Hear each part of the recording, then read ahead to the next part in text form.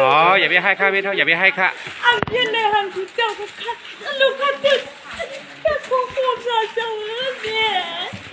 คุณเจ้าก็มีไม่แต่ดีขนอพี่น้องแต่ขามาต่อยมาเลย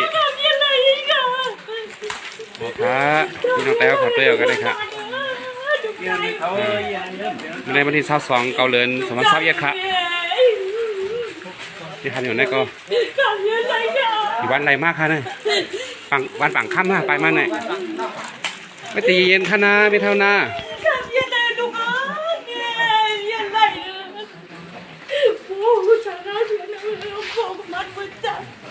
มันเป็นคนชอบนี่เมื่อลูกแม่ไม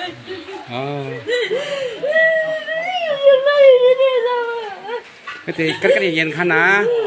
เพราะคาดีมาเหล่แทงของคันนะที่ทำเขาก็คันนะเพราะว่าเขามีข้าวย่างเลยมาเหล่ค่ะอย่าไปให้ค่ะ